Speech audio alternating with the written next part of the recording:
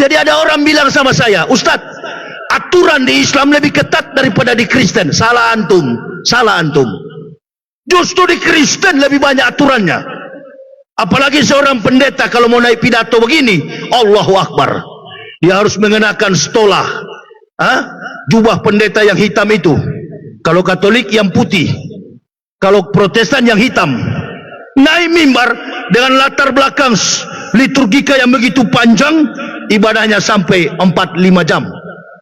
Kita orang Islam 10 menit saja sudah bosan. Itu dia. Kenapa bosan? Karena ibadahnya benar. Amin ya Rabbal. Benar. Begitu juga puasa, saum. Ada yang tanya sama saya, orang kafir puasa enggak Ustaz? Orang Kristen juga puasa, Yahudi puasa, Protestan puasa, Katolik puasa. Bahkan orang Kristen dari latar belakang denominasi gereja Adventis, mereka setiap hari Sabat, setiap hari Sabtu puasa. Sepanjang umur dunia mereka puasa. Hari Sabtu mereka beribadah dan hari itu juga mereka berpuasa. Itulah sebabnya Nabi katakan, kembalilah hai orang kafir, qul ya ayyuhal kitabi ta'alau ila kalimatin, kembali kepada kalimat yang sama dengan kami.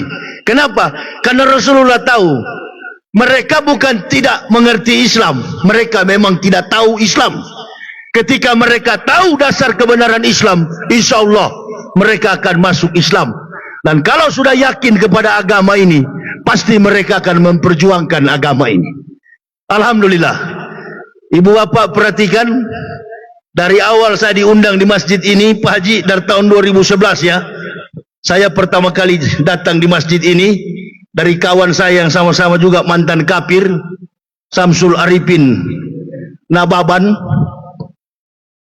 Beliau juga sering ceramah di masjid ini. Beliau yang memperkenalkan saya kepada Pak Haji Mujamil. Dan dari tahun 2011 sampai 2024 saya masih dalam keadaan hidup, belum mati. Kenapa belum mati? Doa orang-orang kafir supaya Yahya itu cepat mati. Dan itulah yang saya derita selama ini. Allahu Akbar. 14 rumah sakit di Indonesia sudah pernah memvonis saya ini jantung berat. Tiba-tiba hilang. Kemarin pulang dari Lampung, bawa oleh istri saya karena saya sesak nafas, masuk angin. Dokter tidak mengenal masuk angin. Dokter tidak mengenal masuk angin. Ditekan di perut, dokter tekan, langsung terkentut. Memang 3 hari saya belum buang air. Dok, saya rasa kentut ini sudah lepas aja Ustadz. Wah, memang keluar betul. Itu dia. Dalam keadaan begitu, napasnya sudah nggak ada napas. Menangis istri saya. Bagaimana ini kalau meninggal? Saya bilang kalau meninggal ya dikubur. Apa susahnya ya? Apalagi kondisi bangsa begini, kita dikepung kiri kanan dengan manusia pengkhianat terhadap apa? Terhadap Islam. Jadi ibu bapak tinggal pilih saja. Kalau mau selamat, ikuti orang-orang itu. Kalau mau selamat akhirat, ikuti jalan para ulama.